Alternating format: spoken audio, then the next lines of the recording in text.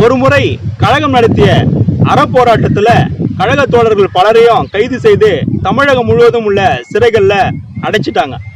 அந்த தோழர்களை ஒவ்வொருவரா சிறை சென்று நேரில் சந்தித்த டாக்டர் கலைஞர் அவர்கள் திருச்சி சிறைச்சாலையில வந்து கழக தோழர்களை சந்தித்தார். அப்படி சந்திக்கும் போது ஒரு சிறை கைதி மட்டும் சிறை வாழ்க்கை குறித்து எந்த விதமான கவலையும் இல்லாம ஆட்டமும் பாட்டமா அங்கேயும் இங்கேயுமா ஓடி வந்து கொண்டிருந்தார்.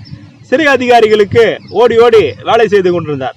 இதை கூர்ந்து கவனிச்ச டாக்டர் கலைஞர் அவர்களாண்ட அந்த சிறை அதிகாரி, ஐயா இவன் உங்களுடைய கட்சிக்காரன் இல்லை, இவன் ஒரு கஞ்சா கடத்தல் பேர் வழி 15வது முறையா இவன் இந்த சிறைக்கு வந்திருக்கான், தொடர்ந்து இப்படி வருதுனால இவனுக்கு சிறை வாழ்க்கை குறித்த எந்த கவலையுமே இல்லை அப்படின்னு சொன்ன உடனே அந்த டைமிங்லேயே டாக்டர் கலைஞர் அவர்கள் இவன் அல்லவா சிறை கஞ்சா சிங்கம் அப்படின்னு சொன்ன உடனே சிறைச்சாலையில் இருந்த துன்பங்களையும் மறந்து கழக தோழர்களும் சிறை அதிகாரி